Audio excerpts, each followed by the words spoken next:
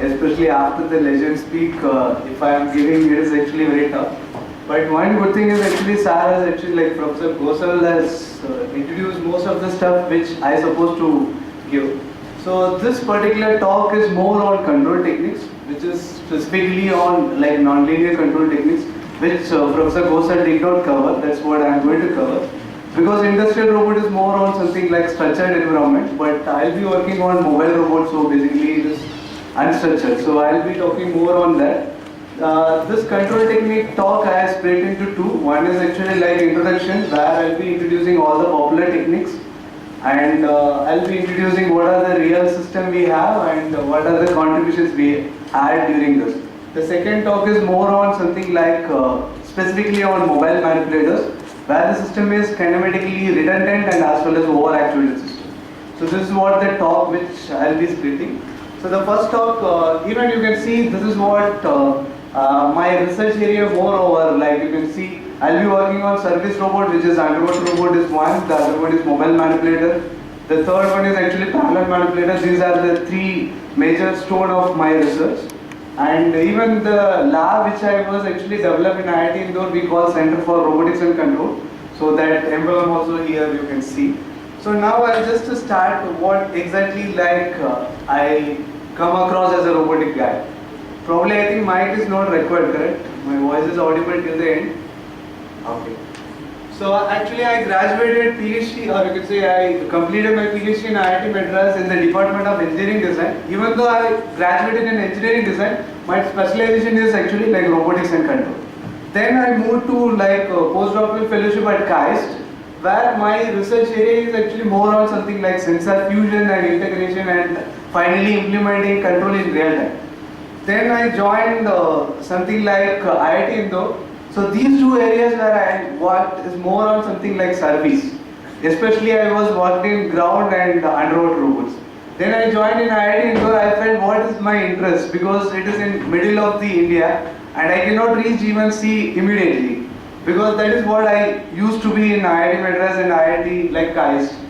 Then I checked, okay, over a period what exactly I evolved during like my PhD and postdoc. Then I see that okay, I am actually like good in one. That is what I felt is actually like robot dynamics and control. Then I established myself in IIT Indore in these three fields. So I am working on all these three fields very actively. And the main area which I will be talking here is actually the machine tool and material handling. And second part is service and field robot. These are the two topics which I will be covering in this talk.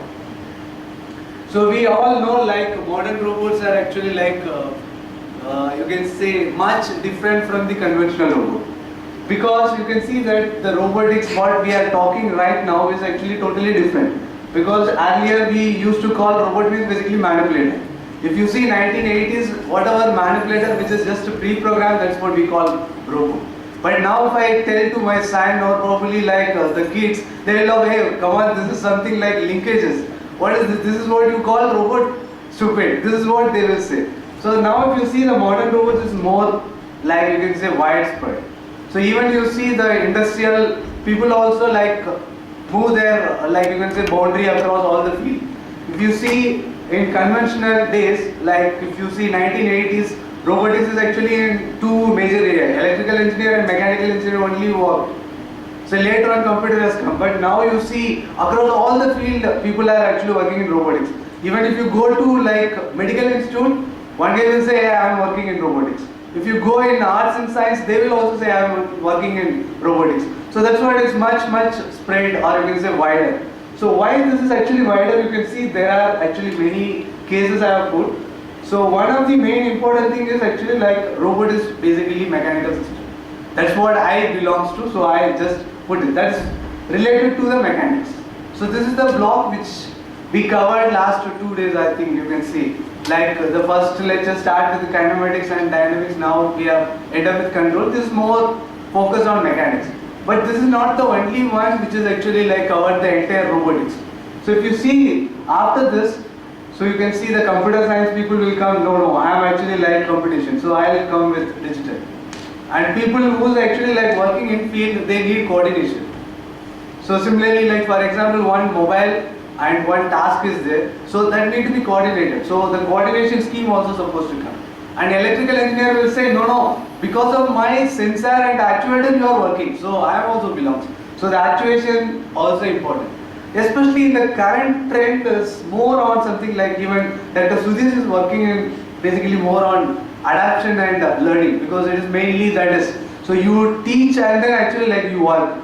Most of the Japanese robots work based on learning based. So that is also one of the things.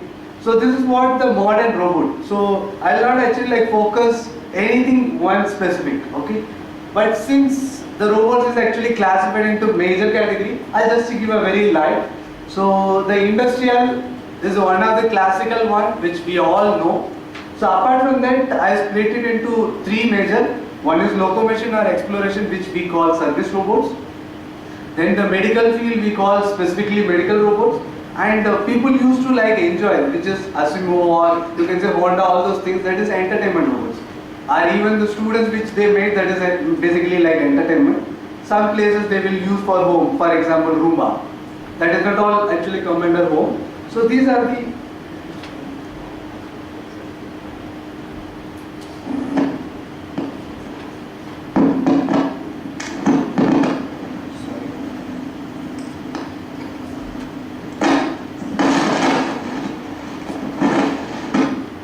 Can you hear me? So these are the like different like slides. These are, I think I can skip. Now coming to the main core, which is actually like the purpose of robotic control. So there is actually like wide spectrum. So even people who are actually in electrical or power system, they also work in control. So that is slightly different from what we used to end up with robotics.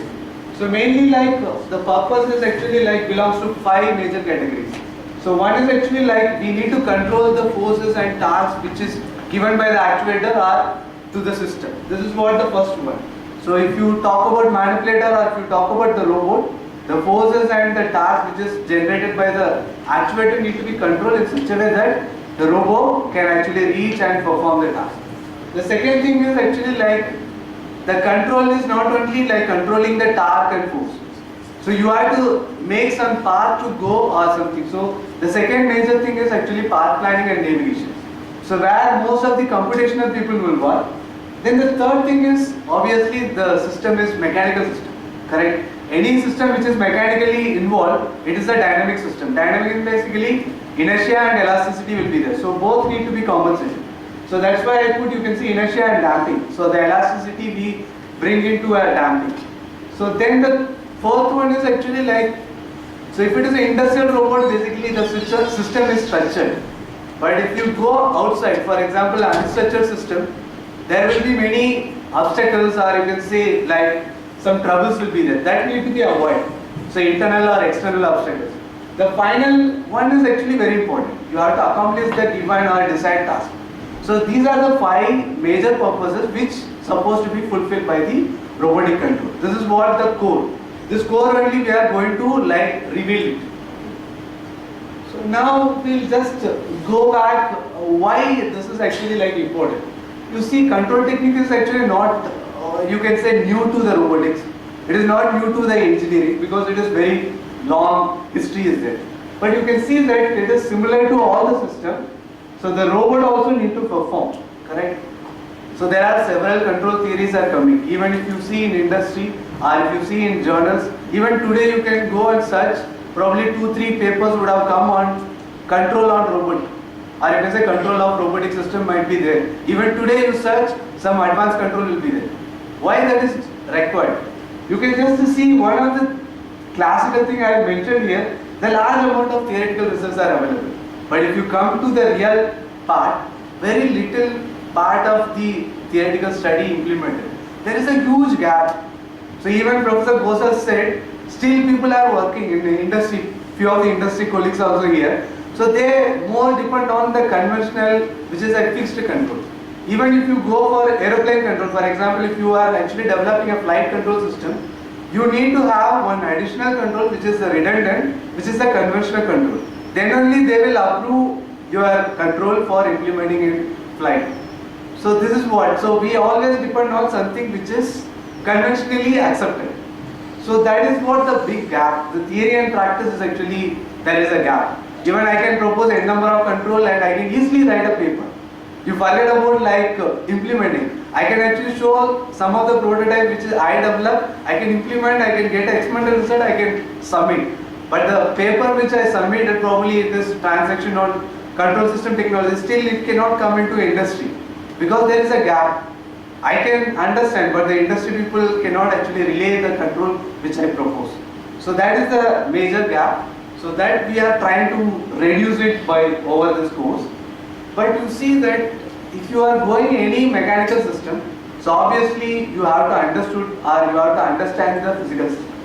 So understanding the physical system is not all the time you can make a system, establish your like control and test it, get the result and understand by post processing. It is not going to happen all the cases.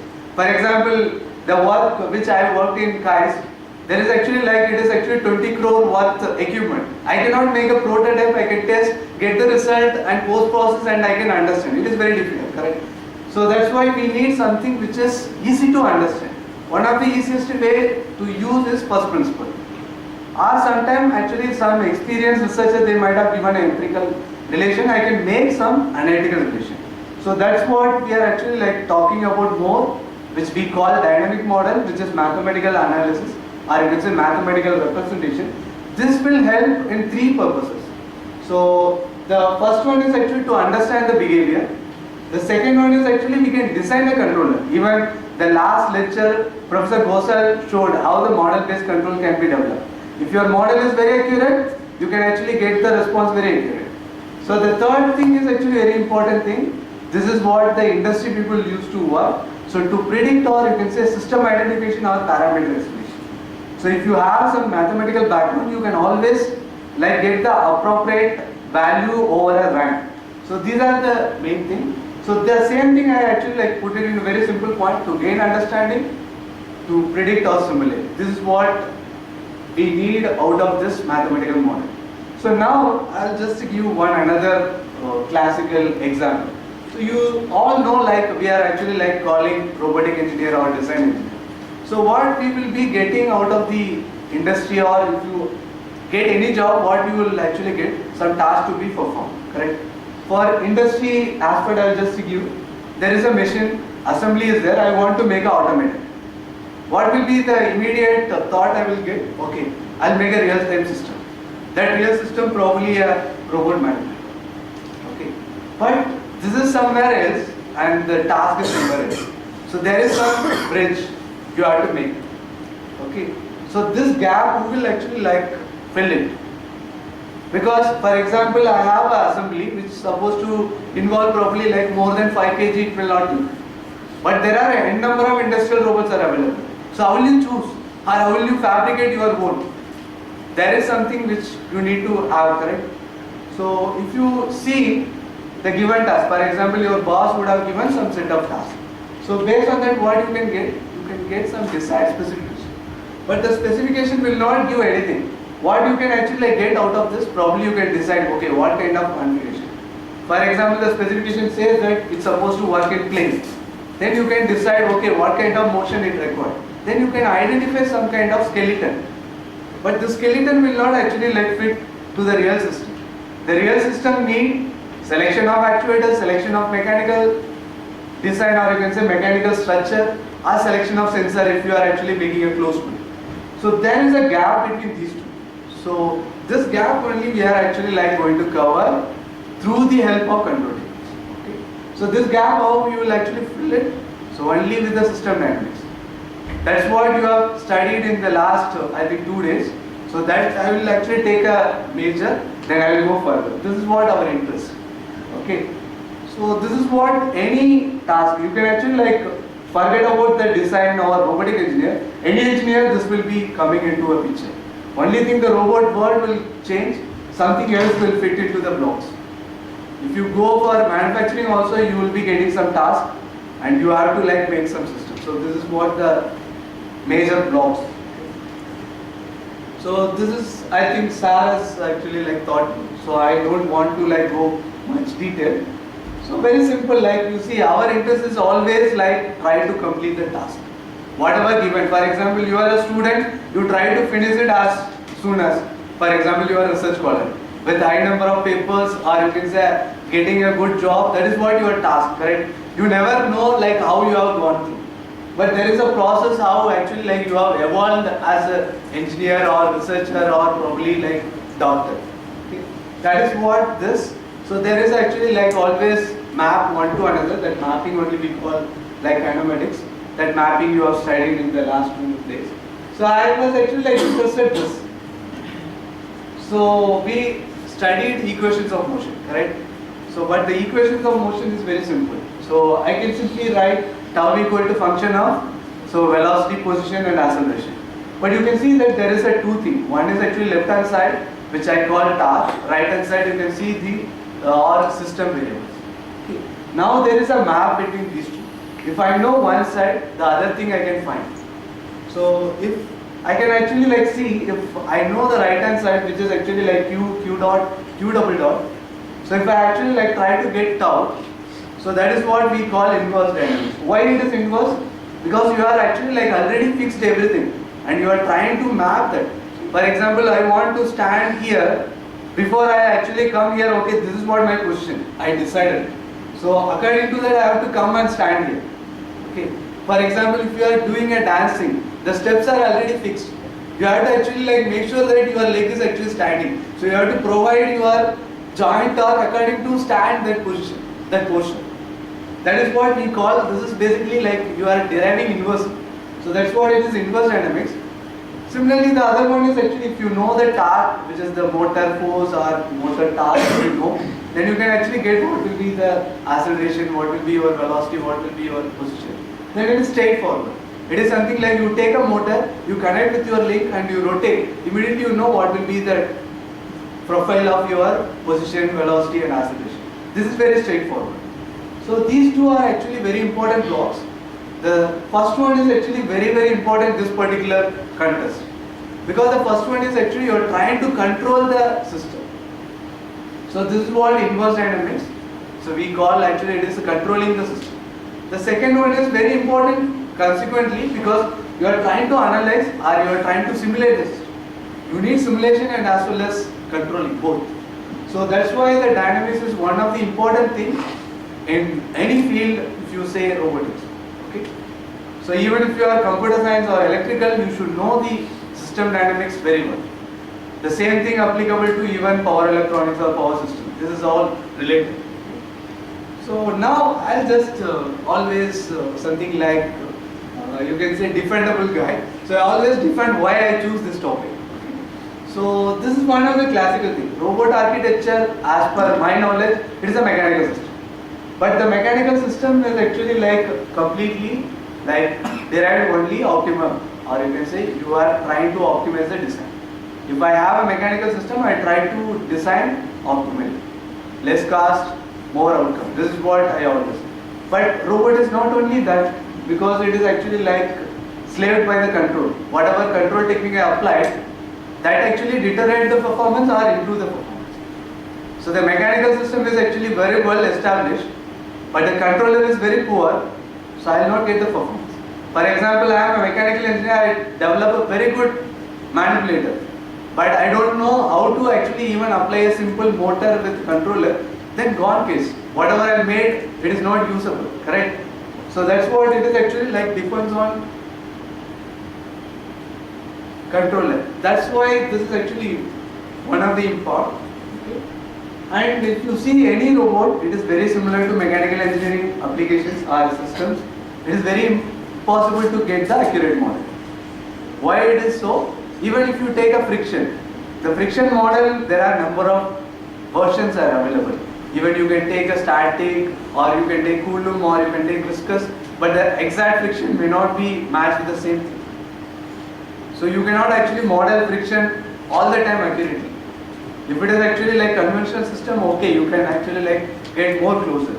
So that's why it is very important, like impractical, due to many unavoidable reasons. For example, you take a structured environment, it is easy. You just take the same system to unstructured. For example, I develop a underwater vehicle in a swimming pool and I am taking to a sea water. The system is changed. The density of the water is changed. So whatever I predict the buoyancy force is automatically changed. I don't know what is the sea density. The sea density will vary based on the depth. Correct? So I cannot actually predict all the things accurately. So that's what it is very difficult to find the accurate model. And moreover, we are actually always work on the external environment only. Correct? So robot will not actually make it as something like vacuum system. Correct? So it is always working in a structured or unstructured, it will be plain outside. So obviously you cannot avoid the presence of external element. And already I said this is actually inevitable, so you cannot actually avoid. And people always look for good performance. If you say any good performance, so we always think about one thing. So if you say good, then advanced. So if you want good performance, you need to come up with advanced controller. And developing an advanced controller is not so easy. Okay? So that is another thing. So therefore this talk is actually a very overview I am going to give, which I have come across with our own real-time systems.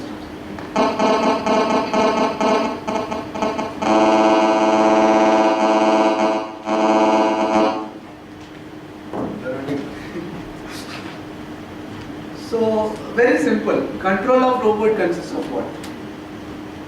So do you have any idea what does control of robot consist?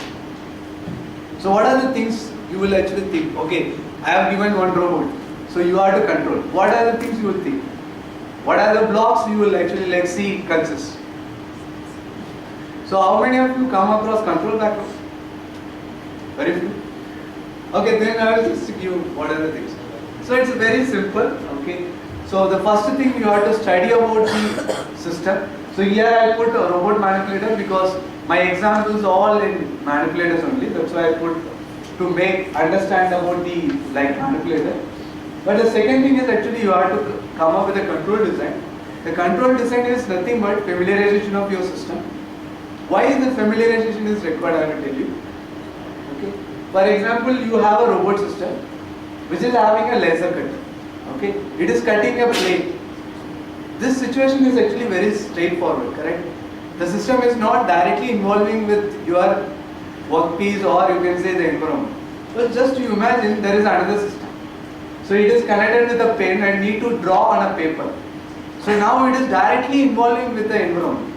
So there is a two different schemes supposed to be applied. One is actually the force need not to go further. For example, I take a pen, I actually dip it further, it may actually went through the paper. It may not write. If I actually take away, it may not have a drawing also. But the other case, even if I go to and fro, up and down, still it may actually cut. Probably the cutting performance may deteriorate little bit, but it may cut. But the top one, it actually totally collapsed if you are actually not properly controlled. So that's why you should know what is the physical background of the system. You're supposed to know the familiarization. Okay. This is the first thing if you are actually doing a control design. The second thing is, since the systems are actually bulky and cost involving, you should know the modeling techniques. You should know the model of the system, which will give preliminary idea about your system. It will not fulfill the complete, but it will give a tentative idea what kind of system it is. Even you are approximating the model, still you will get some idea. Rather than you are developing for example, 50 lakhs worth equipment and it is actually failed due to the failure of your control, it is totally waste. For example, you are deploying a aerial vehicle which is actually you spend 50 lakhs and you launch because of your controller it failed and crashed. 50 lakhs gone, right? So that's why you need to actually depend. And the third thing is actually control specification. So we are all specification means only two things we will talk here. One is actually stability, the other one is robustness. These are the two things. And since we are actually evolving engineer and unstructured applications we are working, so we may end up with parameter identification. Because sometimes actually you are working on something like unstructured environment, you need to know what are the parameters surrounded and your system parameters. So that parameter identification is required. So that's what I said. The control objective means basically we'll come up with two things. One is stability, other one is regulation. But there is another thing which is actually very important in robotics. If you see this air conditioner, it is a regulator. If you actually like make 24, it will maintain 24. But you can actually like fix it. For example, it is outside sun. Just imagine the air conditioner is outside. So the situation is changed. Initially it probably starts at 30 degree, mid noon it may come 40 degree, it has to adjust according to that. So that time actually it's supposed to track based on your. So that's what it is more on these control objectives. Any system if you take, the system's first of all it should be stable. Then only you can go for regulation or tracking. If the system is unstable, whatever control you actually develop, it will fail. That's why if you write any control paper, the people will actually first check what about your stability. Your system stability need to be proved analytically and experimentally. This is what they will look. And finally, the very important goal is, so whatever you do, you try to minimize or maximize your output or minimize your resource. So that's what we call optimization. These are the four objectives. Any control design you do, you have to think about. This is the one which already Professor Gosal has covered. I will just give what exactly it requires. So any robot navigation is actually like come up three blocks. So one is actually like we call path planning, which will not consider the time. Then we'll come back to the path planning to a trajectory, where you will actually consider the time. Finally, you implement the control. So this already Professor Gosal covered. I will just skip. So this also I will come back in the next session. So I already said the motion dynamics or the dynamics, which will actually like help in two bases. One is actually like you will get a mechanical structure. Okay. For example, I want to hold 10 kg load. What will be my structure? For example, I make a 100 kg load. What will be my structure? That structure I can get it with the help of system dynamics. The other one is actually basis of motion control, which is we call model-based controls. And the third thing we already covered. So I'll just skip these blocks because already Professor Gosal has covered. Now I'll come back to the very important thing. So the control of robots classified in a number of ways. Okay. So what basis we are working, based on that you can actually take up forward. Okay. The classification based on point of interest. For example, I have taken two systems. One is actually laser cutting, other one is painting. So based on that I can choose either I need to have a motion control or force control or both motion and force. We call hybrid. So especially if I draw in paper with robot, I need to have both motion and as well as force. If I just cut the plate with the laser, I may require only motion. Okay, for example, if I have a standard inbuilt manipulator, I'm just doing only like drilling or probably you can say something like engraving, then I may require only force. For example, I am holding here but I am picking some different loads, then my force only need to be focused. Similarly, the classification based on level. Okay, so the level is actually something like the system which we are talking about, robotic system. The robotic system is actually like consists of mission level, then system level and then actuator level. So based on that I can actually classify.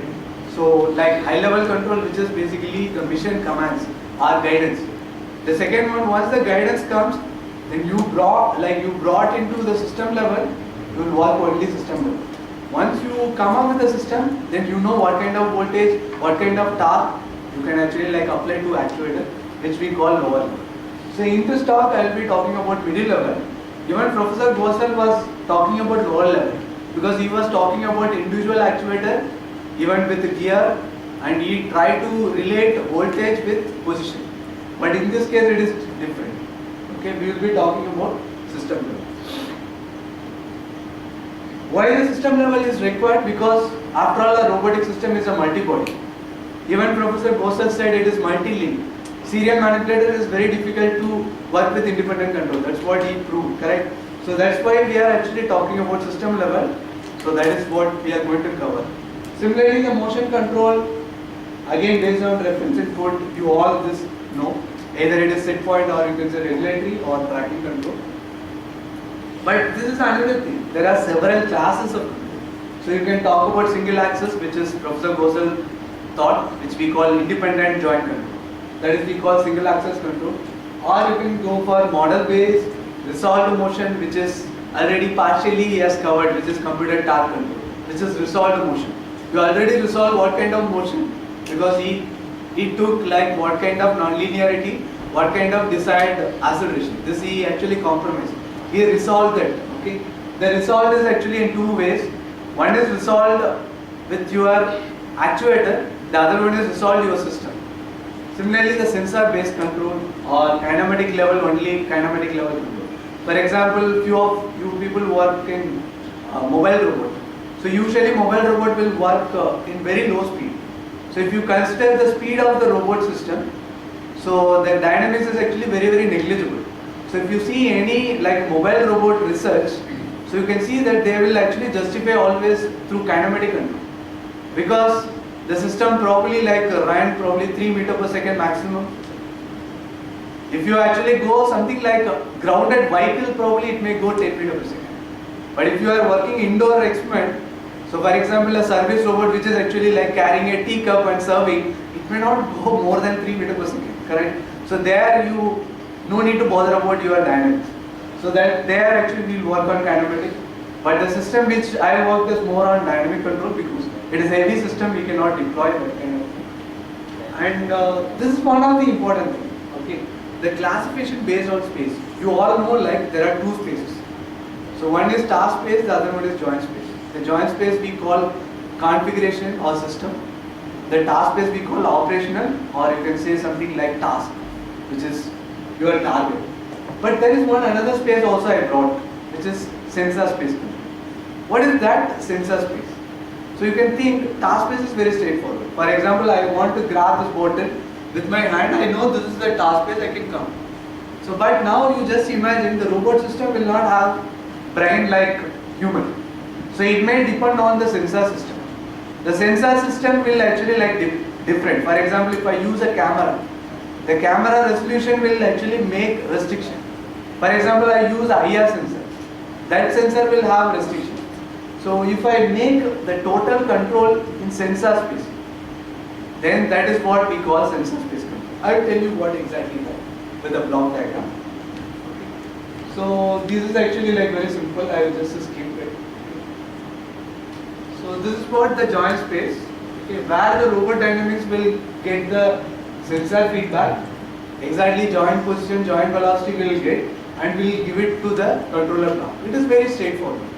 You will estimate, or you can say you will actually measure every joint velocity, joint position, and you take a feedback and give it to the controller. Even simple PD control is what.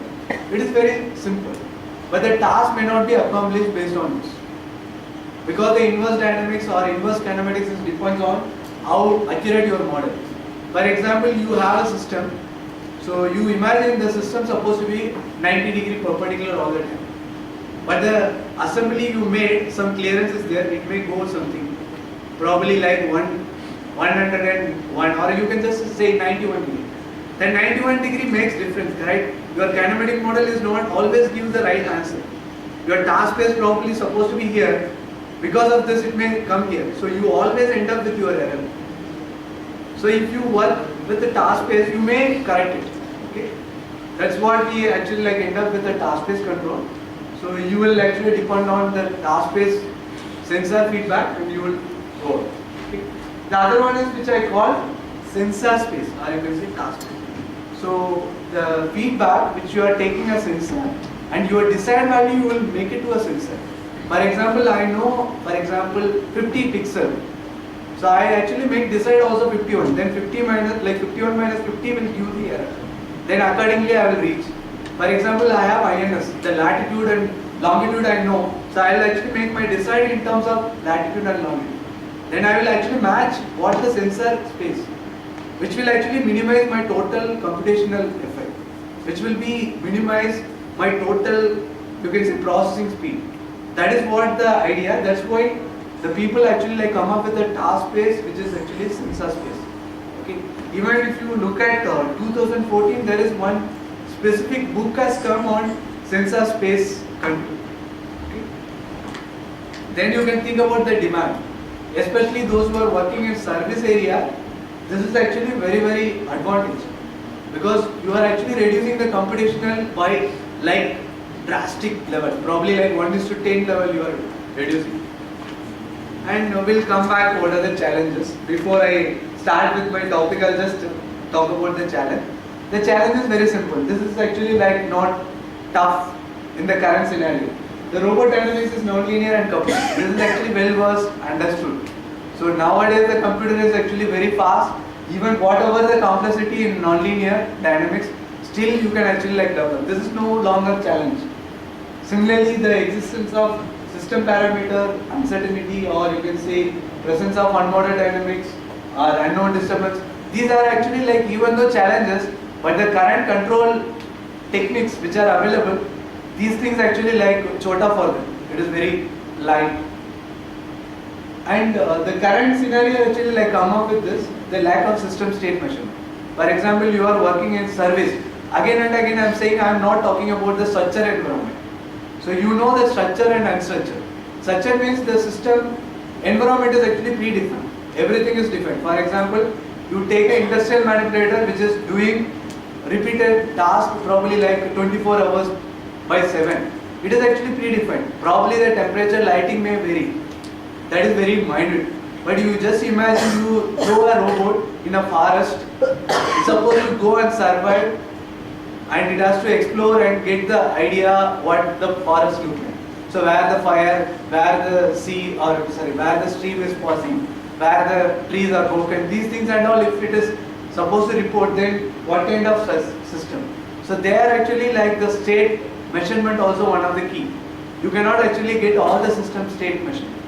For example, you know like if any moving system, so what are the things you need to have? Like you need to have orientations, position, like linear velocity, angular velocity. Even sometimes we actually like interested to get the accelerations, correct? So but what are the sensors are available to get all those things? Even people say like GPS.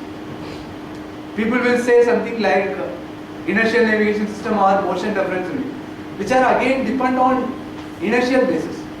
If you say any system which is inertial basis, there are actually like huge drawback. For example, you take a motion reference unit which is actually depend on accelerometer. The accelerometer will give acceleration.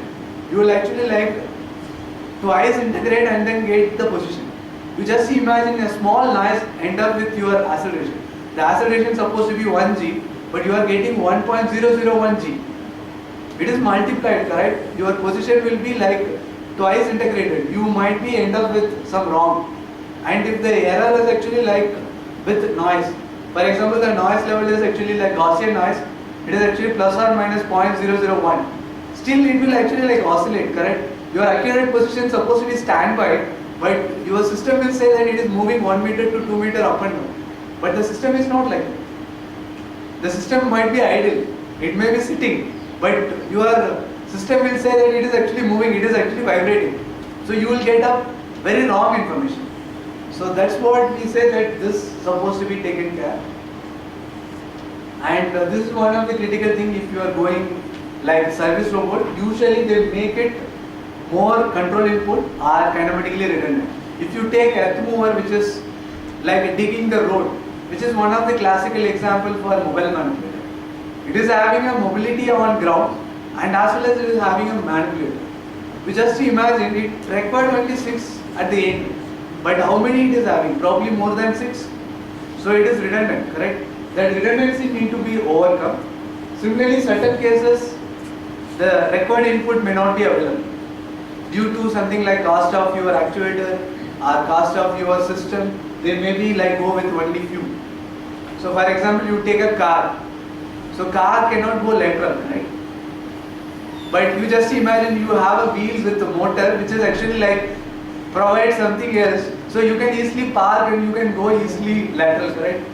So why we are not providing, it is actually not feasible for the real time. So that time we call it cannot be called under actuation, because if we have elastic instant we call non-holonomic. I will tell you what exactly that is.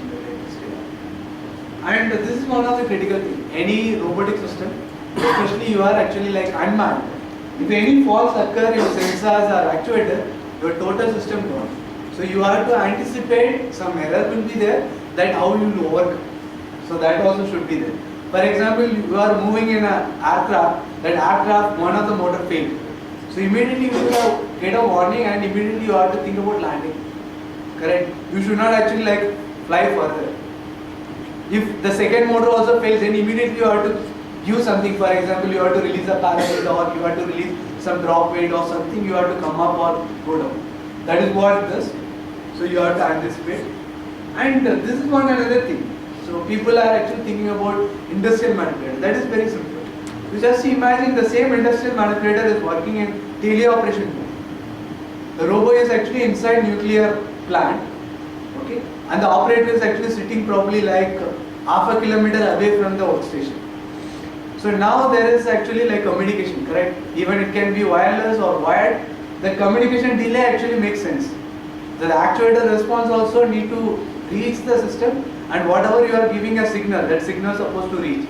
So that delays also need to be taken care of. Okay, these are the challenges. Based on that, we can actually like overcome all those things. The general robotic control schemes, I already said the first we talk with more on popular techniques. Okay, the popular technique classified into two major cases.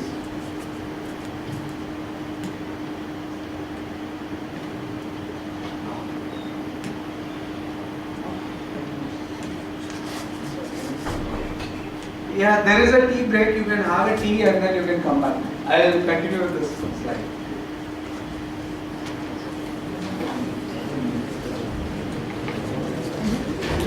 We have only 15 minutes.